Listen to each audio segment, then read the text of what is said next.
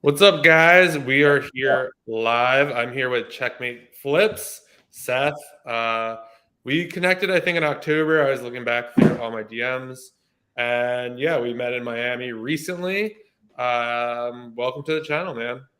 Thank you. I'm just posting on my story so that people Yeah, come. I'm gonna do that as well. Just posted it, but yeah, we'll give a second for people to come in. But dude, it was good to meet in Miami. Like we've been talking since October, and then now we get to meet, so that was sick. I know, it was awesome. It's like really, I don't know. There's just something about like meeting other people in real life. It just like makes more, I don't know, more context, better connection, and it's just really good. Yeah, it's a bunch of fun. Yeah. So what have you been up to today? So today, I'm just gonna put this real quick. Yeah, I'll give you a second. It's hard to do two things at one time, you know.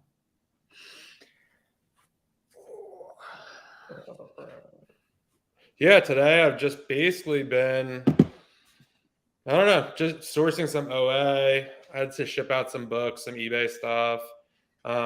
Actually networked with someone on Instagram, so we connected. It was really good. Like, I think I'm gonna start to try to do more of that, like just at lunch, just like call someone and like talk about reselling. Just learned a lot about each other and just kind of helped each other out. So it's always good to talk to other people. It was a video call. No, we just did it over the phone. Okay. But yeah, I'm gonna start doing more like Zoom calls and stuff like that. I feel like it's just like a lot of fun. Yeah. Yeah, it's interesting. Like even if you just like swipe up on someone's story, you just start a conversation with someone completely new and people are happy to talk and it's fun. You learn so much. Oh yeah, it's a ton of fun. And yeah, it's just really nice to just see or hear what other people are doing. Like we're both doing online arbitrage, but like very, very differently. And obviously you do it very different. So you want to go in kind of what you do, how you got into it, and kind of we'll go from there. Yeah, so I know, John, you do a lot of books or like a lot more books in the past, but still do like some books. Like I did a lot of books as well. Not the whole bulk route, but I did. I would go to the Goodwill Outlet Worlds and I would go to estate sales. And I was doing full time with that. But then the restock limits happened, and that was a problem for both of us, unfortunately. So from there, I transitioned to RA. And then after a couple months of that, my wife's parents were closing their business down and they were selling their building, and they knew that I resold and they just wanted some help like organizing and getting rid of things. So they're like, you can resell this stuff if you want. So there's just like the whole world of like office supplies, like electronics, like tools that like I never really like knew about. And since like I had a thrifting, like I sold on eBay for a while, like it kind of made sense to me. So I sold that stuff. It sold well, and I'm like, shoot, I'd love to get some more. So I started buying the stuff off eBay and like building up a list of stuff that I do from there. So that's still what I do for the most part. That's awesome. Like I've probably never really came into that situation where you just get a bunch of stuff or like everything's like free. I think like when that's the situation, like you just want to buy or just look everything up because you want to like get money. And like normally you'd be like, yeah, whatever, let's just donate it. But then like if you are in the reselling game, you're like, no way, like this is a ton of money potentially here. Yeah. Yeah, that was a crazy opportunity. Yeah, I had no idea that's how it almost started. Didn't you start on like Depop or something? Yeah. I don't even know. I have no idea what Depop is. I see people like post about it on Instagram, but not really too familiar. Yeah, to be completely honest, it's kind of like a high school, college, like hip fashion, trendy type of app. It's kind of a weird place, but that's just where my brother and I got started. So, what's going on, Billy? What's up, FBA woman? Yeah, what's going on, D? What's up, everyone? Christiana, what's up? Depop days. Depop days. We would always joke those Depop cowboys giving me trouble, but and eBay pirates. eBay pirates. That's crazy. Yeah. So what were you up to today? Like, what's your like day look like day to day? I know you do. Today was like super different because I've had so many removal orders sitting in my basement that I needed to get shipped out. Okay. So I spent a couple hours shipping those. Um, but a normal day would be me waking up. I have a virtual assistant, Roseanne, finding leads for me, and so she'll give me like a bunch of eBay links to buy from and vet. Hmm. And then I'll usually do something with content. And then kind of just goes from there. Depends on the day. What about you, John? Usually my day, I usually start pretty early. I start at like 5:30. I've been going to the gym lately, so starting to do that before I go to work. Then I'll usually, a lot of the times I keep like an out of stock list of stuff that I'm like looking at that's out of stock. So I try to go through that in the morning because I feel like a lot of people aren't working yet. So I actually find a lot of stuff early in the morning, and also like probably like 8 or 9 at night. I don't know if that's when they restock. But yeah, I basically will. Are you talking about for OA? Like Yeah, from OA. oh, interesting. So like you have like a set of links that are like out of stock and you just Yeah, so Seller Amp is one of the tools I use a lot, and they have like a function where you can make a Google spreadsheet. I just did a video on it, and basically you could pull in all the information, like the Amazon link, the store link, the rank, everything, like the date you pulled it. That's So cool. all of it sits in a Google Doc, and literally I'll just go open it in the morning, click on all those links, see if it's available. It's available. Look at the date I pulled it. If it was like a week or two ago, I want to see like if the listing's still doing good or whatever. And if Yeah. it is, I'll just buy it. And Yeah. it's a good way to start the day in my mind because it could be frustrating, like sourcing and not finding anything. So Yeah. just going in and being able to spend like two, three, four, $500 like right off the bat is super helpful. Yeah. Then usually after that, I'll probably post something on Instagram, answer some DMs, kind of do that stuff, and then kind of source a little more. And then it really just depends on what's going on. Sometimes I'll have books to scan, but I'm really cutting back on that, and it's more OA. Yeah. Yeah. What has that cutting back been looking like in the last like month or two? So cutting back, basically, I used to do once a week. I'd get 10 to 12 Gaylords every week, and we'd go through them within that week, get everything listed on eBay, Amazon. Now it's down to almost every other week. And that has been going pretty well, but still, it's like hard to really mix in both. Um, like I feel like OA starts to go really well, then like books come into the mix. And not that it doesn't go well, but like I feel like I could push it so much further if I just did that. So the goal is to get down to like maybe once a month and just kind of keep it because I have the warehouse. Yeah. It seems weird because I'm not prepping items just because it doesn't make sense because I'm using the prep center and I could buy tax free. So Yeah. it doesn't make any sense for me to kind of do that. But yeah, that's kind of what the plan is moving forward. That's awesome. I think Oh, FBA woman has a question. there we go. If there are ASINs for the same product, better ranking is the best. Which listing do you pick? And the BSR ranking. Yeah, the BSR. I technically like to pick one that actually has a buy box. A lot of the times, I will also look to see which one Amazon has been on. So if there are multiple listings, I usually like to pick the one Amazon has been on because that one's probably a more optimized listing just because they were already on it, even though they're no longer in stock.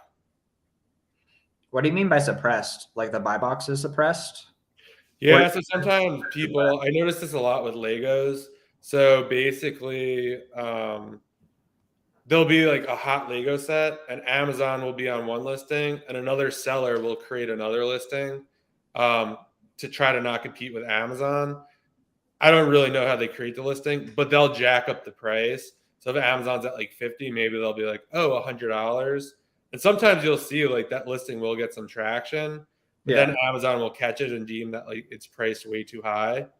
And then like they won't show a buy box.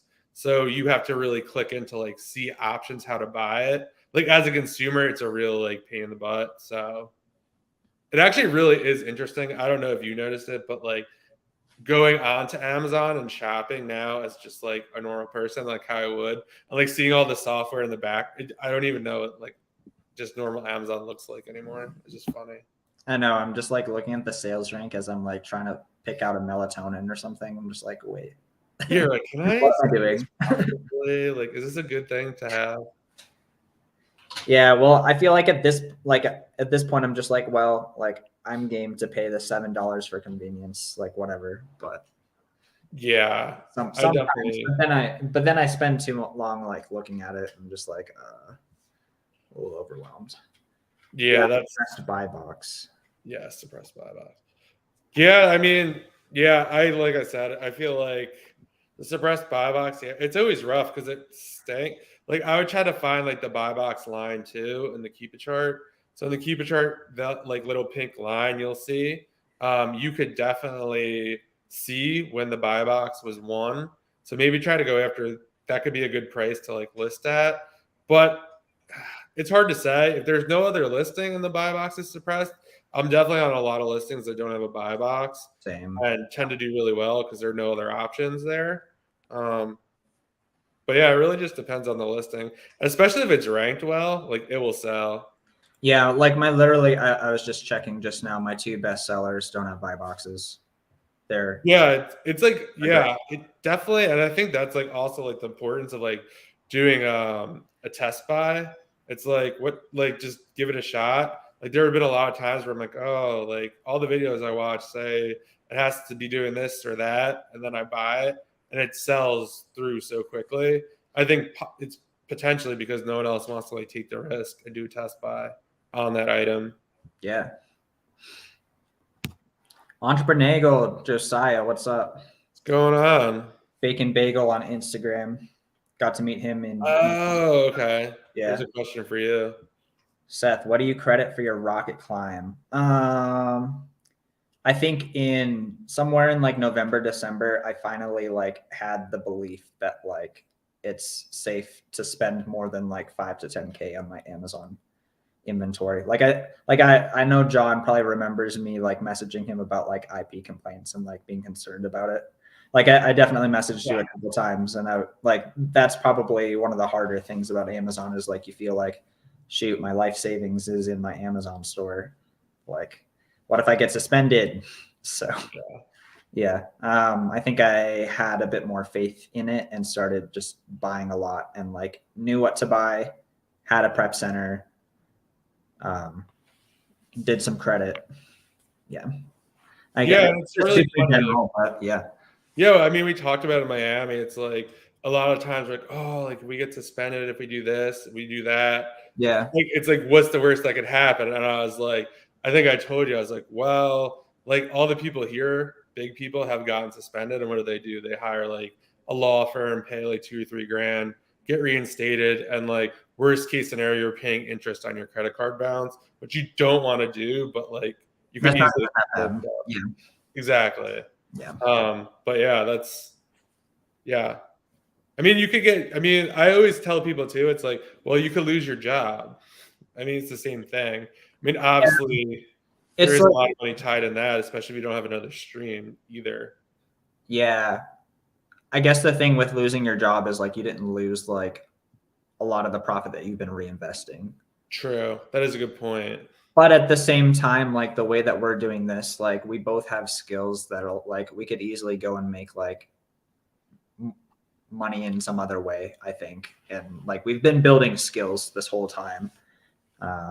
So even yeah, and I think we also talked about it as like worst comes to worst, like you could start a leads list or like basically just sell like what you did to do what you're accomplished or whatever and kind of go from there. Yeah. Here's another question. When did you guys start your business and was it always Amazon? You can go first. For me, I started in 2019 with an app called Depop. I was selling used thrifted clothing. And then I moved to eBay, also doing used thrifted clothing and shoes. And then I started a side hustle of Amazon doing books at garage sales and found it was much easier to find stuff than eBay. And I hate listing. So Amazon's great for me. Yeah, I started with Facebook Marketplace actually. I started flipping furniture. Yeah, so I'd find like listings on Craigslist, OfferUp, LetGo. Either OfferUp bought LetGo or LetGo brought OfferUp. I don't even remember.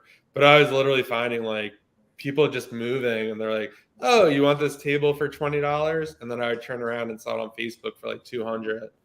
And it was all cash, like literally inventory, like within 2 days it would flip.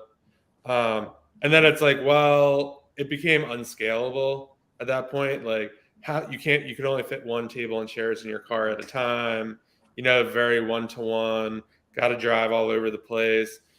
And then I actually went home for Christmas. I'm originally from New York, and realized I couldn't sell anything because I was in New York. I was like, there has to be something else out there. And I watched Reezy Resell's video, how he sold books on Amazon, started thrifting, didn't really buy into it until I started making sales. And I was like, wow, this is amazing. And then I just never looked back after that. Now I have a warehouse, I do bulk books, and now I'm kind of getting online arbitrage. John, kind of go into the question of like the YouTube titles always inspire me of like, if you started from zero, what would like, how would you do it? And like, let's say if you had to do the Facebook Marketplace furniture flipping, like what do you think that would look like if you like had a storage unit and like had space for stuff? Like how far could you take that? I think it could actually go really far. I don't really know. The market's probably changed a little. I think like people like my parents are like, so they would normally just like give stuff away. Now they're like, oh, we could post it on Facebook. Like they're starting to like catch on, I feel like, and maybe other people are too. But my parents are also like listing it really low because they just want it gone. Like they basically want someone to move it. So Yeah. there's a lot of people like that who are moving. I mean, I don't. I mean, I've moved a bunch of times, and like you don't realize how much stuff you have. And even as a reseller, like I think you would get to the point where like I just want it gone. Like I know Right. I can sell it, but like bundle it up. But yeah, I mean, if you had like a storage unit, I think people really underestimate. Someone asked me the other day, like, when should I get a warehouse? And I was like, you should be doing like 15 to 20 grand in sales. And I was answering as like a book seller. But they're like, oh no, I think it has to be much higher. And they're like, we're doing like 30, 40 OA. And I'm like, oh yeah, that's totally doable from your house, like OA or getting a prep center, because the inventory turns over so quickly. Like if you Yeah. have to purchase a fill and store a book, like it's a whole different story. But I mean, yeah, if I had to start over from zero, I think, I don't know, we talk about it a lot, but like you just have to figure out a way to like use your time to make money. I mean, I say a lot of the times, like you could DoorDash. I mean, you just really have gas and your time at that point. And supposedly it could be pretty lucrative. Um, and then, yeah, just kind of really figure out kind of why you went to zero and then kind of navigate from there. Yeah. What would you do if you had to start over? Like if I somehow went to zero, Yeah. and I didn't have access to an Amazon account, or I did. No, you have it. You just like for some reason, like I don't know, you lost all your money. Like I made like a $60 purchase that went to zero. Yeah, let's say that. I mean, books is super chill. Like just finance a Scout IQ account and a scanner. Yeah, I do. I will say that a lot of people reach out to me, and I would say like it's really best to invest in that kind of stuff early. I know, and I think sometimes it's hard because like we're so far removed because of like what we're doing. Like we don't really. It's been so long ago since we started. Like we don't now. Amazon's doing like interviews, and like I remember spending like my first $10 on furniture, and like I wanted to like I was so nervous like. Like if I lost, and so like I kind of get it, but like I don't really think about that now because the spend is so much different. Yeah. Um, but yeah, getting invested early and stuff like that. I also think it makes it easier to keep going because it's super frustrating doing this kind of stuff without like good tools or equipment. True. And yeah, like you were alluding to, we kind of have a different point of view of buying things. We're not like scared of it anymore. Like spending $20 on something. Yeah, Yeah, $8K a month couch flipping. I have seen that video has popped up on my YouTube a ton. I think they said like they pay their mortgage flipping furniture on Facebook or something like that. It's super lucrative. I mean, if you could find like a table and chairs for $50, you could easily get $100 to $200, really depending on like if you could find a pub table and chairs, that's probably one of the hottest things you could buy. You could easily get that for 100, probably sell it for 250 easy in like a day or two. So I mean, it's quick $150. So, why haven't you gotten into wholesale? For me, I don't know if I want to do wholesale. I have a warehouse right now for bulk books, but I'm doing online arbitrage. For those of you who don't know, it's like buying stuff on Target, Walmart, flipping it on Amazon for a higher price. And I'm doing that to a prep center in a tax-free state. So I'm not paying sales tax on it. And for me, I have to pay 6% sales tax. So if I bought something for $100, I have to pay an extra $6. But the prep center only charges me $1 to prep it. So now I'm making $5 extra. For wholesale, I don't know if I really want to have like employees and kind of be bundling all this stuff. I really like the OA, just ordering stuff, not seeing it, and then it just magically sells on Amazon kind of business model. Yeah, I mean, wholesale is a great model. Like, obviously, it works for a ton of people. But kind of like John, I have sales tax. I'd much rather use a prep center. I don't want to have in-person employees. I don't want a warehouse. I really I'd rather cut down my responsibility at this point. And OA, it seems like I could even double my sales, and I'm doing 90K a month. Like it's possible. So I don't have a good reason to do wholesale at this point. Yeah, and I think too for me, it's like I do, yeah, not wanting in-person sales, but like even being in Miami, I was like, there was like a bunch of people there who were just like, oh, you should like stay later, like because they're doing OA, like they don't have anywhere to be, like they could do it Yeah. wherever. I was like, oh, I gotta get back to the warehouse and like ship stuff out or do whatever. So I do kind of like that as well. Let's see. 2 years now. Started it. Nice, man. That's sick. That's awesome, man. Congratulations. Yeah, I mean, like it's possible. I'm just not there yet. But for now, I'm like literally in November, I did 17K in sales. So that's awesome. I'm very, very content with how much I've grown, and it still seems like I have room to grow. Yeah, and I think the nice part about Amazon too is like I respect like all these guys who are doing huge numbers, like Watch Me Amazon, and all those guys are Smart Seller. I don't know if I want to make it that big. Like I don't know if that's for me. Like I'm really happy. I love making content, like helping other people make money. So I think I might want to go more that route, and I think that's a nice part. Like you could do as much or as little as you want. Like OA. Like thinking back, if I had to get a 9 to 5, my business model would definitely be OA to prep because it's the most practical. I didn't really know about OA, kind of as silly as it sounds.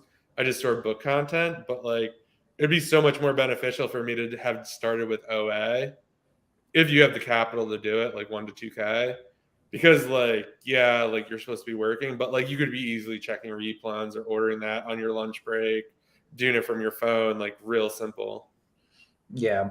Yeah, it's we could always go back and be like, man, I wish I had started with that. And I don't know, maybe in 3 years I'll be like, man, I wish I had started with wholesale. I had a credit card, but True. At the same time, like even when I was doing books, like I was paying bills, and like I was working for myself, and it was great. So it's a journey. Yeah, I do think when we were at Miami, the smartest seller, Scott, I think one of the things that was one of my biggest takeaways was he was like, "You're always jealous of the business you don't have," and I think like there's a lot of that like on Instagram. Like, oh man, like if I could get into wholesale, like I'd crush it. And then like you start doing it, you're like, ooh, wow, this is much harder than like I thought it would be. Or, they make it look a lot easier than it is. And then you're like, I kind of like what I have here. Yeah, it's you got to balance like being content and also like having direction and stuff. Yeah. I don't like how public people are about sales. I've never made content. Yeah, I mean, sales is definitely, I don't know. I try not to share a ton of sales, like shots or whatever. I do it more with OA because it's kind of just like growing. And I don't know. I think content's different for different people. For me, it's more my journey. I mean, sometimes it's selfish. Like I want to be like, hey, this is the first month I broke 25K in OA, and I want to be able to scroll back. It's not to like brag to you guys. I just want that like kind of moment in time to kind of look back on. So yeah, I don't know. What do you think about that? Yeah, I mean, I'm kind of curious like why making content or like posting sales like would be like difficult for you. I mean, like I don't see anything wrong with posting sales. For me, posting sales, like if I post sales, it just helps me like connect with people better and like have people understand like what I'm doing. And like that's why I do eBay to Amazon so that I can find other people who do that and then learn from them and help them to try and help more people and help myself, because that's a big perk of social media. Yeah, and I agree too. And I do think there is a place for sales. Like I definitely think, I don't know, like I feel like there's different aspects of it too. I think it brings up a lot of good conversation. Because people are like, oh, like what's your margin on that? Or like what's the ROI? And it's like, while it's mostly usually the time it's like they're trying to like knock you down when that kind of stuff happens, but it's like kind of a good like almost teachable moment, be like, hey, like this is what works for me. Like obviously things could be working different for you, but this is what works for me, and kind of go from there. And I do think like I do like following your journey. I know you post a lot of sales, or you used to do like I think every week or Yeah, whatever. I was doing it every week. And Yeah. it's just like, oh wow, like I don't know, it's somewhat inspiring. Some people are either inspired by it or they're super defeated by it. I think there's really no middle on that. Yeah, I was trying to post like something that I did well this week and then something that I was struggling with this week. It's not like the most like production value content, so I stopped doing it just because it's not like as creative. But like it was a cool, inspiring thing, so it was fun. Got a question. That's a great question. Go for it, John. Where do I see myself in 5 years? I honestly, right now, I see myself still doing Amazon. I think Amazon's still a great opportunity. There will be definitely online arbitrage, probably prep center still. Um, no more eBay, no more books, no more warehouse. Just kind of be able to do whatever I want. Creating more content for you guys, helping a lot of other people make money. I love like talking to people on Zoom and helping them with their business. So I feel like if I could do more of that, and really probably, I don't know, Ben's books is kind of really inspiring me to like, I don't know, just be able to work from anywhere. Like I used to not be like that. I'm like, oh yeah, like I want a warehouse and this, but like after going to Miami and being able to, do OA there, like in the sun, sitting outside, I'm like, huh, maybe Ben's onto something. Like maybe I don't want a warehouse and all this other stuff. What about you? Yeah, it's interesting. Like once you like are able to do something, be like, I kind of like this. Yeah. 5 years business wise, like I kind of don't even know, honestly. I think I'll be buying and selling stuff in some capacity, either on Amazon or somewhere else. I feel like Amazon should still be a great opportunity at that point. Yeah, I think that's a really important point that you just said. Like, we really don't know. I mean, restock limits changed the game for a lot of people who are in books or maybe doing like lots of volume, low profit margin, because obviously if you can only send in so much, it kind of changes the game for you. But yeah, I feel like I'll be somewhere in the reselling realm, wherever that looks like, most likely in like 3 to 5 years. Yeah, I feel like if you're gonna sell on Amazon, it's almost like you've said, like, I am willing to continue to adapt and Yeah. grow myself and pivot, because goodness knows what the climate's going to be even like in 9 months. Like, we don't know. Yeah, I feel like, yeah, that's a really good point. And I do think that's fair for everything too. It's like you always have to be like adopting, even like if you're in, the world is definitely changing a lot and it has, in the last 2 years, people are working from home. There's just a lot of different stuff going on and, just having to adapt to that. Obviously, a lot more people have to be able to use technology to work from home and kind of get with that, or it's just an interesting place. And I feel like, I don't know, I think as doing reselling, one of the biggest advantages is I think sometimes you almost feel like you don't really have a skill set because you're just buying something and reselling it. But like that's what all businesses do. I mean, that's what Walmart's doing, that's what Target's doing, right? Like they're finding something for cheaper, making a little margin on it and kind of going. And I think if you have the ability to make money or figure out how to do that in that kind of sense, like you'll always be fine. You just have to find the opportunity to do it. Yeah, and I'm sure you've noticed this too, John, but like as you've learned OA and like as you've learned books and as you've learned like bulk books and like warehouse and employees and stuff, like there's probably 5 to 15 different ways that you could make less money than you're making now, but still make solid money that you have deliberately said no to, that you could always fall back on, which is sick. Like that gives me a lot of like sweet, like we have a lot of backup options, kind of like Josiah was saying earlier. 9 to 5 isn't as secure as many think it is. That's completely right. And like you can always like go get another job, and like for us, we could always like, you could always cherry pick books for eBay. Like I could always like buy and sell like calculators eBay to Amazon, or like yeah, and there's like so much yeah, there's so much content. There's a ton of ways, and like in a weird sense, like every once in a while, I'm like, maybe I should like go find like a warehouse job at like Target or Walmart and like see if I could find like where they're getting the product or like what they do at returns, like kind of get like some inside access or like I don't know. I think that'd be super interesting. Dude, I've also thought like around with the content stuff. I don't know if you've ever gone to estate sales. I think it would be such good content to like GoPro yourself up and just like go hard electronics at estate sales.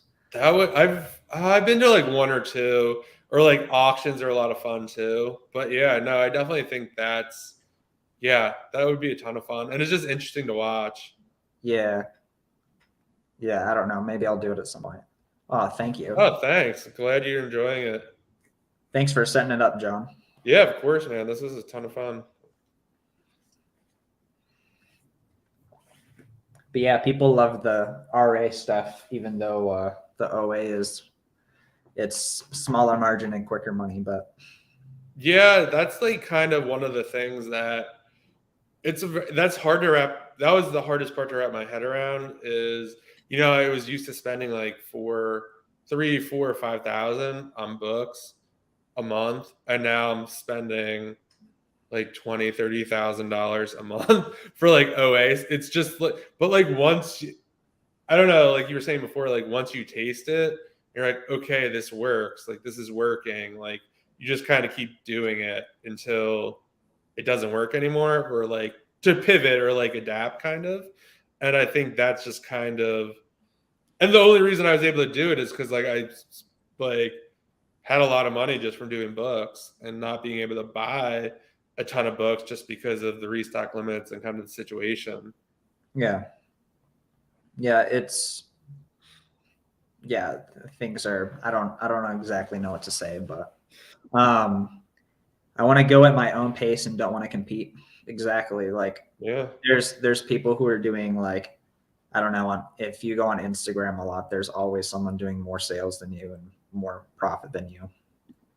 Yeah, and I think that's like that's like the best attitude to have, in my opinion. Like I feel like a lot of times people will like take that as like, oh, like that you don't want to like take it to the next level, but like it just the best mindset to have, because like I think you're in control of it. Like you're going to go your own route, do your own thing, and I think that's a great mindset to have. And yeah, I think we could probably use more of that kind of in the community. Yeah, and I mean, it's not a competition. Like, what do you want out of this business? Exactly. What's up, Cisco? Yes, sir. Yeah, that was probably one of my biggest hiccups when I first started during fourth quarter. I like ran up like an Amex credit card like to 10K in like 2 weeks. I'm like, oh my God. And I kind of stopped spending, and that was the biggest mistake I ever made. Like the bill was due, I paid it off, like, oh, that wasn't that bad. And it just kind of like flipped everything for me. Yeah, Cisco gets numb to the large numbers too. That's for sure. Recommendation on cash flow, according to Inventory Labs. I'm pulling a profit, but it always seems to be tied up. Either Amazon holding it or I'm spending it on inventory. You want to talk about cash flow or your take on this? Yeah. So one thing to think about here is number one, are you scaling? Like if you're scaling right now, you're always going to be tight on cash flow. You're always going to feel like you just have enough to pay off things because you're going to have a lot of inventory. Yeah, and then Amazon has the 2-week payouts, so it just takes longer to get your stuff back. So if you're making good profit per item and like you're not like having any like massive fees, I think you're in good standing. I also do a like net worth add up every month or so, and I like look at my inventory valuation, look at like my debt on my credit cards, look at my bank accounts, look at my payout, look at what's on the way to me from my payout. And like as long as that number keeps getting like bigger every month, like in a generally like good sense, like you're probably on the right track. It's not like a concrete answer, and like I wish like I could probably hire like a really good bookkeeper and get exact numbers on everything, and that's probably the best answer to this, but like for now that's a good enough answer for me. So Yeah, I totally agree with everything you said. It's just one of those things. It's always hardest at first to kind of like keep it flowing, keep being able to buy inventory and stuff like that. But yeah, I mean, I think that's just kind of, I don't know what your situation is, if you're working or not, or if you're doing this full time. But I was telling someone today, it's like, just pull out what you need to live on and then let the rest roll in the business if you're cool with that, and just kind of adjust as you go along. And then, yeah, just use the cash. If the business can support the cash flow, then it's a good way to do it. Yeah, it definitely could feel like a video game. especially if you're doing OA to prep, it's just like, yeah, it's almost like spending money that you don't, like virtual money to make real money that you don't see the items. It's very interesting. Hide your wives. These guys are handsome. What's up, Billy? What's going on, man? What do I use for bookkeeping? Love how I John use Inventory Labs and GoDaddy Bookkeeping. What do you use? Bookkeeping, Inventory Labs, and Excel. Nice. Oh, well, that's good. Yeah, I just pay myself what we need for bills and a little bit more for like other things. But yeah, and I feel like that's like a good thing too. Like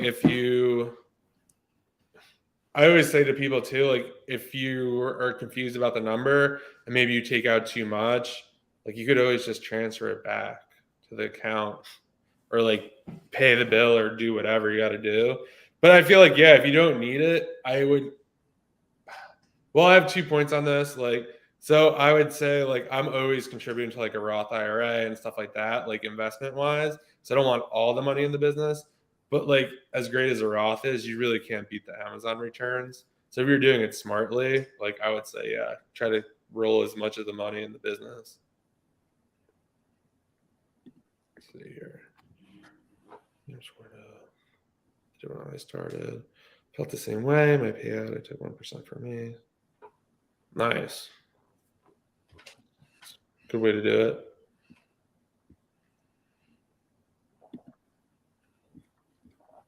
Yeah, what did you do when you like first started? Did you just take out like a certain amount, or you just kind of like let it all roll? Yeah, well, for when I was doing books, it was like all like it was so much more like higher percent profit. So I like had some in the business and then had some like paying. But then when I did RA and OA, it felt like for a long time I was making profit, but I like was scaling. So I would end up spending more on inventory than like I profited. And it would just keep going like that for a long time, like all the while paying myself like bills, basically. Yeah. Still figuring that out, but gonna start paying myself more soon here, I think.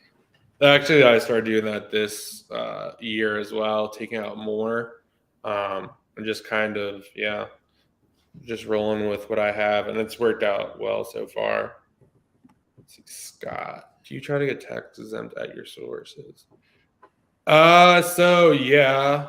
Now that I use a prep center or a tax-free state, it doesn't really matter because I don't pay sales tax on anything because I don't have to pay. That state doesn't collect it when you're shopping online. So that's one way around it. But yeah, when I first started, I know you could get tax exempt at Walmart. I think BJ's, which is like a wholesale club. I think there's like one or two other ones. Home Depot, Lowe's. I don't know if there are anymore, but yeah, there's definitely a bunch you can get tax exempt in, but you'd have to have a business and apply for a resale certificate. You guys want to do some math here? Shoot, I can't type in the comments, but let's do some verbal math. So let's say let's say you have 7% sales tax. So I'm gonna have my calculator out here. 7% sales tax. You spend, I don't know, 10K on inventory a week. So that's wait, I can't do math. It should be like $700, right? Oh yeah. So $700 that you would save every single. Did I say per month? Yeah, I think you said 10K for the month. So that's 8,400 a year that you would save by doing tax-free with a prep center. And you also have to prep all that inventory yourself. Right. Kind of have space to do that. And like if you're scaling hard, you're going to be spending a lot more than 10K a month. So. Yeah, it was actually, I was listening to the Buy Box Bandits podcast today, and they had Amazon Lit. Yeah. And he was just like, pennies add up as you grow. He's like, we send in 300,000 units a month. And he's like, 2 to 3 pennies, like on 300,000, like it's a lot of money. Yeah. Like to consider. Let's see here. Are there any sources that you stay away from? Not really. Do you? Alibaba. Oh yeah, definitely. I mean, for me, there's definitely stores that have limits and stuff that you have to be careful with, like Target. But for the most part, I don't really think there's. I would say if you're shopping on Amazon on Walmart, I made this mistake when I first started. Make sure you're buying from Walmart. There are third-party sellers on there as well, and it's not as apparent as it is on Amazon. I was actually buying some DVDs, and it was super sketch. Like the thumbnail image looked perfect, and like the item, but when you blew it up, the whole cover was blurry, and in like different languages. So I was able to return it, but super sketchy. Some of the people who were selling on there, I don't know if it was just. It literally happened with 3 sellers. So I don't know. Just be on the lookout for that, I guess. Let's see. Save even more by moving to a state with no income tax. Yes, sir. Yeah, I mean that's in Alaska and get paid to live there. Except you have a higher cost of living, so. True. Yeah. I think there's pros and cons to all that. Let's see here. He's joking, I think. I know. Did Chart give you any issues when you switched from shipping to your address and then to the prep center? I have not had any issues with that. trying to think. There was one or two sites, I can't remember what they are, that gave me an issue with it, but so far no issues. I do think too, Target's like a very volume. The more you order, the higher dollar amount, the more likely it is to get canceled. For me, it's a pain sometimes, but I usually just order one item at a time. It sounds ridiculous, but it all started when I was buying stuff. I'd have like 4 items in the cart, and then I go to check out, like, oh, like 2 of these items are out of stock now. So I'm like, every time it's in stock, I would just buy it right away. But yeah, I have no issues so far with that. Have you ever had any issues? I haven't done much Target, but I was doing some RA and Trader Joe's last summer. Ooh, okay. Trader Joe's, I found these salmon jerky dog treats, and they were like 12K in grocery 2-pack, and they were like $5 Jeez. profit each, like 60% ROI. I'm like, all right, I want all these. So Wow. I went to the cashier, and she's just like scanning them all in, and I'm like, it's 20 of them, just so it's easier for you. And then the manager walks over. He's like, that's a lot of quantity. Are you reselling these? Oh god, that's I'm funny. like, yes. Yeah, when I first started, I didn't want to like say what I was doing. I And didn't like know I the would joke, problem. yeah, with my girlfriend, like we were buying all these Legos, and like I was like, oh, if they say anything, I'm like, world's best uncle, like just trying to like, you know what I mean? I have Um, a lot of friends. yeah, generous. Does the cost of the prep center equal the amount that you're saving in sales tax? No. So if I spent $100 in PA and at 6%, I'd have to pay $106 for that item. But if I had it sent to the prep center, it would cost me $100 plus $1 for them to prep it. So in essence, I'd be making an extra $5 on the item. If it was $100 item. Yeah. But mostly, yeah, I mean, when you're sourcing it, usually the tools you're using have a section where you could just enter in how much your prep cost is, and it accounts for that when you're like looking at items. So it makes it super simple. Everyone's a sweet spot for me once you account for my tax, my time, anything. Yeah, that is true. Some of the stuff I do, it's a very rare right now, but some of the stuff I'm like do Walmart Prime or Walmart Plus, whatever it's called. Some of that stuff won't ship to the prep center because it's local. Um, but it's only things that are like $5, $6 plus. I've Um, heard using Walmart Plus for reselling is a good way to get your Walmart canceled. oh, really? Yeah, I would look into that. Yeah, I'm definitely gonna look into that now. But Knock on wood, I haven't had any issues, but yeah, good I mean, call. yeah, I've just heard that. Like, I think I heard that like 3 times in the last couple months. Okay. Yeah, I'm definitely gonna look into that then. How often does Amazon challenge you for receipts? Um, for me, I don't think I've ever got challenged as of yet, knock on wood. I've had to submit invoices for ungating, but other than that, no. What about you? I've had it happen. Currently I have 3 on my account right now. Okay. Yeah. Yep. Bunch of fun. Yeah. I think with $500 order.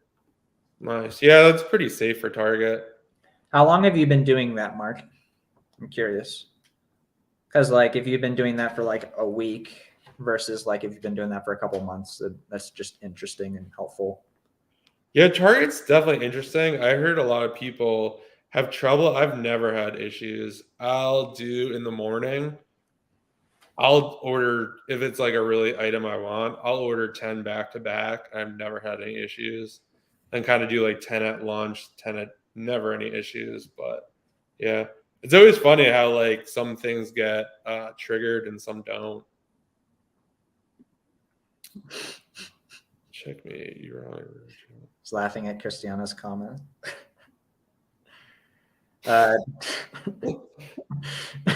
Checkmate. Were you on a road trip or is Trader Joe's local for me? Yeah, I have 2 of them in my town. So I was going to the West location and the manager knows me there now. So I tried going back a week later and he's like, remember the conversation we had? Oh, man. Like, all right, we're not shopping here anymore for our groceries either. Screw you guys. I'll actually look. A Trader Joe's actually opened by us, so I might have to look into that. But I purchased stuff there, like cartfuls of stuff, like 3 times before something happened. So, I mean, it's kind of funny. Like my dad, he's like the VP of kind of like a similar store to like Trader Joe's in New York, yeah, and like they're like really they get based on like how much stuff they sell. yeah, I don't know like what the issue is there. Like if you yeah. could just blow out a certain like why wouldn't you do that? Yeah, I mean, like the goal is to sell stuff. I also understand like if some dude comes in and like takes all your salmon jerky dog treats and then none of your customers have any more for the next 8 days, that's annoying. But True. we Yeah. told them all, so How often do you fulfill that merchant? For me, I do a lot because I do books. It's definitely cut down a lot as I cut down on books. I'll do some in Q4. For me, I am obviously only been doing OA maybe like 6 months. So I'm by no far a master at calculating shipping. Shipping for like stuff that can't go media mail is definitely pricey. But yeah, not that often. What about you? yeah, I don't do merch fulfilled. I've done like 5 orders, like ever. I just don't do it. Yeah, I go for it. See what they say. They'll just say, okay, your IP claim will sit on your account for the next 6 months and then it'll drop off. Yeah. Hope you don't. Yeah, getting that first IP complete is like definitely like a little nerve wracking, but then it kind of goes away. Mark says 3 to 4 months. That's sick. That's cool. Oh, he says it's on an account that's several years old. Yeah, and I'm assuming most of our target accounts are several years old. Probably. I know mine. Yeah. I think I like bought something randomly in like 2018 or something. Like, Yeah, wow, I can order groceries to my house. Wow. My target knows I'm a reseller. It never gives me trouble. Oh, Alta, yeah. I hear bad things about Alta. I've never heard anything about Alta, but I don't do them too much. I've never really heard of people like saying, "Oh, the Target I shop at." Like, I've never had any issues like picking up stuff at Q4. I remember like supposedly some people are like friends with Walmart managers and like they text them when like clearance stuff comes in, but I've never had that. What is your minute profit threshold per item? For me, I don't like to go under $3. It has to be like pretty high volume. I try to focus on higher price items. So like my average ASP for OA is probably around $30 ish. I don't know. I feel like there's less competition when you're spending more money, bigger margins.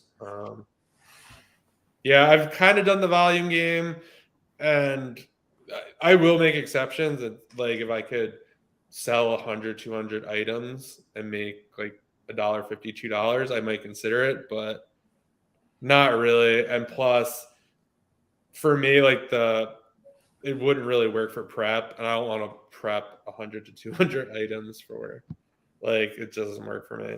What about you? Yeah, it depends on whether I'm doing like eBay to Amazon or if I'm doing regular OA. If I'm doing regular OA these days, like I'm trying to get into it a little bit more, and I'm just like if it's like 20% like ROI and like $3, like I'm game. Yeah, I'm definitely. Yeah, it depends too on like how like I'm not bundling anything for like $3 profit, but like I just had to put like a label on it. Yeah, and this is to Prep Center too, so that includes the dollar prep cost as well. Yeah, I think that's a good. Someone was talking about that the other day. Like when you don't have to touch it, it's a little different. I think Garrett was. Yeah, it was Garrett. Yeah. Do you get free shipping supplies? I do not. I mean, if for me, if you're doing OA and sending it to a prep center, you don't really need any supplies. I mean, outside of like a laptop. I don't know. What about you? Yeah, I mean, if you go to like, most people don't know this, but it's pretty cool. You can go to usps.com and go to free shipping supplies, and they have a free laptop option. So that's pretty clutch. Nice. No, but seriously, a couple years ago, I wanted like, I didn't have a thermal printer, so I was putting all my shipping labels in like the little like sleeves that you stick on the package. Oh, UPS had those, and I wanted to order them online for free. So I ordered them, and like this big, like 3 foot, like plastic bag thing came to me. And so I had free garbage bags for like 2 years. that's funny. Favorite food? What's your favorite food? I love blizzards. Ooh, that's blizzards are really good. Reese's blizzards. What about you, John? I love blizzards as well. I love steak. Any kind of steak is definitely I like burgers a lot. yeah. Any kind of meat I'm game for. I just got my in-store taxes on card today. That is awesome. I actually tried to get one the other day, and the person there was really not nice about it, and it didn't really work out. So I'm gonna try that again. Oh yeah, smash the like button. Totally. This is my first one. I didn't even think to say that. Yeah, we can check it on the phone and see how many likes. Yeah. All What right, is John, how many likes does this have right now? What do you think? it? 5 to 10. I don't know. Well, that's such a broad guess, Yeah, I like to cover, the but base. you're wrong. We have 11 likes. Damn, that's awesome. Okay. Thanks everyone who hit the like button. Haven't had a problem with Alta T3. Huh, interesting. I've actually never bought at Alta. I hear they run pretty good sales though. I think Warner has gone hard with Ulta. Any prep centers you could recommend? I used one that didn't work. The one I'm using, I'm pretty happy with. I've only been working with them like 2 months, so I don't really want to shout them out just yet. Yeah, it's hard with like recommendations because it's like if they screw you over and like we told you to use them, it's just like Yeah, it's kind of a tough situation to be so in. like what I would do is I would Google like prep center in a tax-free state. I would try and get them on the phone, maybe a Zoom call, like put them in Trustpilot. I don't think it's super common to have them like mess you up, but it is good to like talk to someone. Yeah, and I think that's also a good if you have any like kind of friends in the game, maybe shoot them a message or something and be like, "Have you ever heard of these people?" Yeah. Top 3 OA stores. Ooh, top 3. I definitely like Walmart. Um, top 3. I definitely like Target too. I do a lot of media, and they tend to have some good media, like DVDs and stuff like that. The third, I actually like Dick's a lot. They have some good stuff in the sporting goods section. They run a lot of sales, and it's kind of that season right now too. People are doing stuff outdoors. Yeah, I gotta get on Dick's. It'd be a good idea. Yeah, they definitely have some good stuff. And like, if you're ungated at Nike, like, just go to any just type in like sporting goods stores, and all these stores just run sales like crazy. Yeah. What about you? Number 1, eBay. Yeah, sure. Uh, let's see. I don't know what the other 2 are. I mean, Like there's a online Goodwill site that can be good sometimes. Interesting. I've never knew that. Yeah, it's pretty good. It's not like their stock of stuff isn't good, but like when they have stuff, it's usually great margin. Wow. And then I've done Nike, so Nike. Yeah, I've yet to shop from Nike. I gotta get on that. Yeah, one way that's good is you can just go to their like clearance or sales section, and you can just look and see if you can find the listing. And it's usually like a 1 or 2 time buy thing, but it's still good. Would you, for limits, do you like how much would you buy of one? I would try and max out your Amex like within like an hour or two, and then just hope for the best. I'm just kidding. I haven't stretched my limits with Nike super hard. Like most I've bought in a day is like 6 or 7 pairs of shoes. Oh, okay. Yeah, like I'm not the right person to ask about that, but yeah. 1K subscribers just around the corner, hopefully.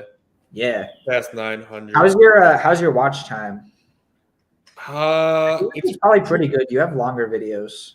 Yeah, it's actually pretty good. I haven't like looked at it in a while, but I feel like maybe if I do more stuff like this, I definitely feel like that could definitely help. But yeah, it's one of those things I have not done a very good job at YouTube, really. Like there are some people who have like half the amount of videos that I have and like 5 to like 10K subscribers because they're really like, but like I kind of just do it because it's fun, it's documentation, try to help others. But yeah, hopefully 1K will be here before we know it.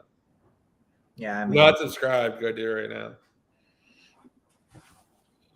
At one point, did you decide to start using a prep center? For me, it was kind of a harder decision because I have a warehouse and it seems silly to not be utilizing this space. But it really, for me, it came down to like the tax benefits. Like you're at a huge disadvantage if you're paying taxes, sales tax on stuff, and someone else isn't because they could just get a product at. I don't know. I feel like when Warner wasn't using one, his sales tax is like 10% or something. So like you're literally getting a 10% discount on everything you look at. yeah, if you're in California, I think it's 10%. A couple other states too. And I think a lot of it depends on your situation too. Like if you live in like a small apartment or something and don't have room for anything, like it would make sense like to be able to send it elsewhere. Yeah, my little brother started an Amazon account like a month ago, and basically like he does van life, so like he can't do the whole like prepping. I mean, I guess he can. That Anthony guy does it. Yeah, that's right. He is transitioning to a prep center, so prep center is a really good choice, especially if your items have some margin. Yeah, I would say I would definitely try to prep some items just so you know how the process works and stuff with Amazon, just so you could like know the prep center is doing a good job or whatever. But I don't know. I don't see why you wouldn't use a prep center at this point. Yeah, I mean, if you have some numbers on the board. Agreed. For prep cost, are you adding that to your unit cost and inventory labs and listing? I am. So the prep center asks what I paid for it. So they're using inventory labs. You could assign like a user, so they log in like they're kind of like me, but they have their own account. And I tell them what to put for the cost, and I always include it because it would just be a pain to not include it, and this way it's already accounted for. So I do. Do you? I personally feel differently about it because like I've looked at my invoices and they say $1 each, but like I send in some big items, so it's actually ended up being like $2.50 each because like they charge me for big boxes. Okay. And like extra poly mailers and extra bubble wrap and stuff. So I just I enter the buy cost into like the spreadsheet that they give me, what I actually paid for it, and then I just keep in my expenses like paid $400 to the prep center April 10th, or paid $600 to them, and I just that's going to be obviously an expense. Yeah. Yeah.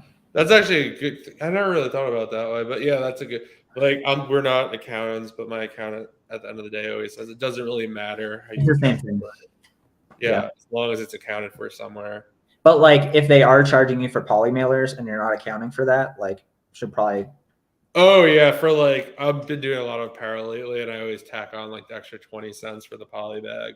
Oh, you do? Okay. Yeah. I don't know, do you use any software for your eBay flips? I don't. I've heard good things about Flipmine, but I don't. Basically, like I had a couple items that I was looking for at the start, and then my favorite way to find new ones is like if you're looking for that on eBay or you're on Amazon, like use the algorithm to like show you the similar suggested items and just like open all those tabs and then dive deep into those. Yeah. Or I guess your software is your VA, really. Yeah. An SOP with a VA. Yeah. Oh, thanks, Kate. Glad you're like it. Does Inventory Lab automatically connect to your bookkeeping software? It does not for me.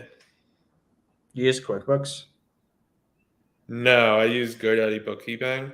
but I might get QuickBooks. We'll see. Why does it connect to QuickBooks? I feel like I've heard that it does. I don't use QuickBooks. I've just heard that. Yeah. Yeah, it's kind of crazy that there's not like an all-in-one software for like everything that Yeah. can just do everything for you.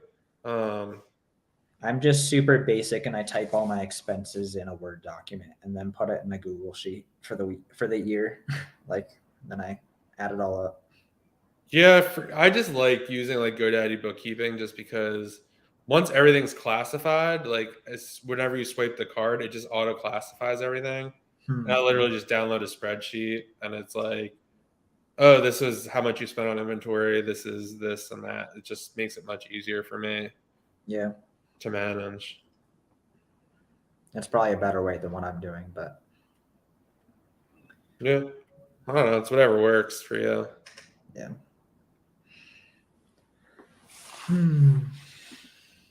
Oh, wow. We've been doing this for over an hour already. Time flies when you're having fun. Jeez. All right. If you guys have any more questions, like drop them in there and then we'll kind of wrap it up. You have any plans for the weekend? It is absolutely gorgeous outside, so I might do some work outside. Nice. Yeah, what about you? Yeah, same here. It's so nice out. Definitely do something outside, most likely. Yeah, maybe catch up on a few things. Do some sourcing. I feel like sometimes on the weekend you could catch some good deals. Yeah. I discovered I'm ungated in a couple like random apparel things that like most people aren't, like they have to get invoices for. So I'm like, oh, I might look into that. Yeah, that's someone's actually telling me that the other day, that you should go through everything you're approved in and search those brands. Because Yeah. if you get approval, there's a good chance someone else is not willing to get that approval or doesn't have it. Yeah. Oh, I'm in Colorado. You're in PA, right? yeah, PI. With everyone else, so lucky. I feel like there's like 7 or 8 Amazon sellers like from Instagram alone in PA. Yeah. I mean, Yeah. it's a big state, but Yeah, it's definitely it's a state or here, like there are so many people I talk to. Like I know Jameson, he's like, oh, I do like one trip a year to PA and like hit all the time. Because there's a lot of Walmarts, Targets, like everywhere. There's like 2 or probably like almost 3 or 4 or 5 per every like kind of big group of people. I mean, just for me, there's three Targets and I think 3 Walmarts, probably within like 30 minutes. And there's one that's like 5, 10, 20. So it's like, yeah, there's just a lot of big box stores, I guess, around here. Thanks, Scott. Thanks for coming. yeah, you're welcome. In Rhode Island. Nice. Isn't that tax free? I don't know. Is Rhode Island tax free? I have no idea.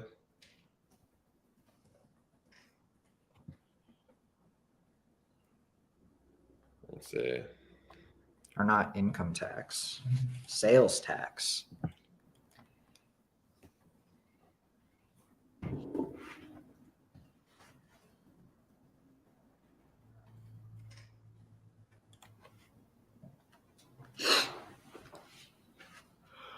No, it's not tax free. Oh. Bless you. Thank you. Prep Center in New Hampshire. Oh, Nice. I think Ben's is in New Hampshire too. Yeah, I think you're right. I almost used that one. Interesting. Yeah, so far I think we use the same prep center. I'm definitely happy thus far. I have no issues. Yeah. And they work like crazy over there. Like I looked at my Amazon account the other day and they were doing a shipment at like 4 a.m. Yeah. I was like, that's crazy. Erica is great. Yeah. That's a good feeling to love your prep center because you're putting a lot of trust in them. Yeah, I feel like with a lot of like Amazon stuff, it's so crazy until it's not. It's just like so scary. And then like the first couple shipments goes out and there's no issues. You're like, okay, that's just normal, like whatever. And then you realize they're just people who just want to like quickly ship out your stuff for that $1 to $3 an item. Like they're a business. They Exactly. like it. They're not going to screw you over because like they know we have word of mouth.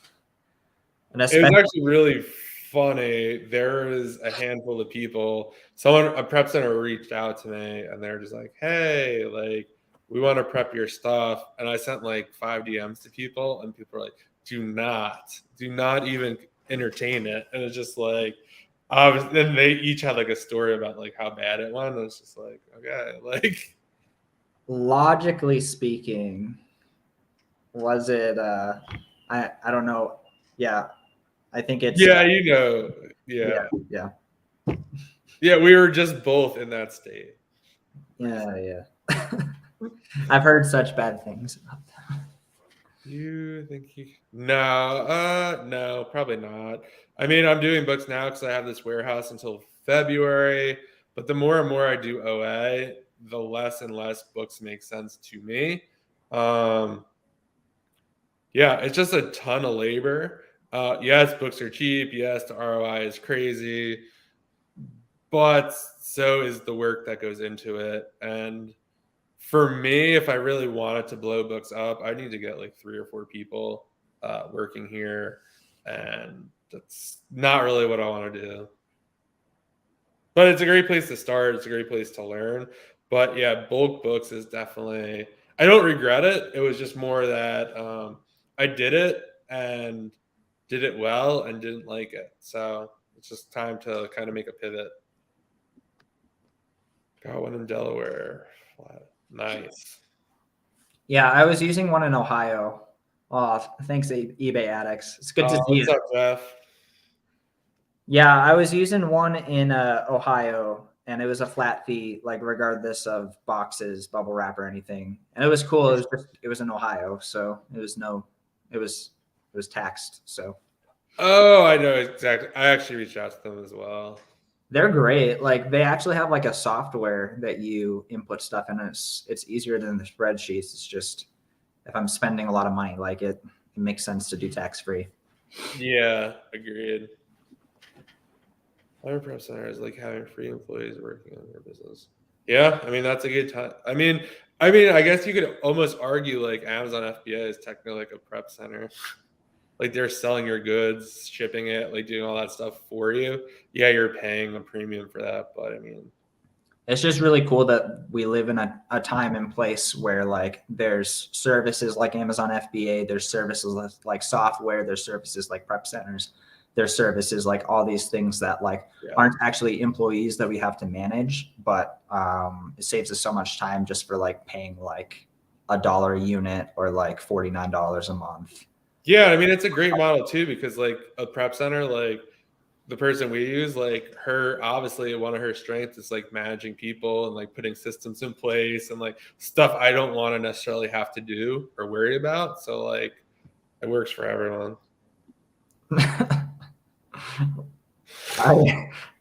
I artistically feel bad for them, but I hope that they make their name better. Yeah, I mean, that's all you could, I guess, do. All right. Do you have any parting words for the good people? All right, boys and girls. Step 1, get a business Amex. Step 2, max it out. Step 3, never pay it back and don't look back. That's all I have to say. Perfect. Not advice. No, don't do that. Yeah, definitely don't do that. Yeah, don't do that. But yeah, dude, it was so good hanging out and catching up. Yeah, dude, this was great. And yeah, thanks for making the time. And yeah, we'll definitely have to do it again. Yeah, maybe you can come on my channel. That'll be fun. Yeah, let's do it, man. Just let me know. Is there a way to double record it? That's a great question. I was actually super freaking out because I didn't have I've joined like Miles and all them StreamYard. Yeah. I didn't have a StreamYard account, I guess, to do this. Yeah. So like it could take 48 hours. And I like literally set it up like Wednesday night. I was like, oh, I don't know if it's gonna be ready. And then like literally like 2 hours later it was ready. So I was like, all right, cool. Heck yeah. Well, but yeah, I'll look into that. I don't know. That's a good question. It's good. Seth's words of wisdom and rhyming. Appreciate you, Christiana. I'll see you later. Yeah, we'll definitely do it again soon. All right, last question from Scott. Is there any trigger category that your favorite? Musical instruments. Musical instruments. No, I'm kidding. I've only done a couple of those. I like electronics, office supplies, tools, industrial, apparel. There's just so many good categories. Yeah, I would say apparel has become one of my favorite categories as of late, and I like media, DVDs. There's some like really good flips, especially Q4. The volume definitely goes down a lot like during the year, but Q4 it's insane. Well, yeah, thank you everyone for joining us. Thank you so much. This was awesome. Yeah. And have a good weekend, guys. Appreciate it. All right. Have a good one, guys. See ya. See ya.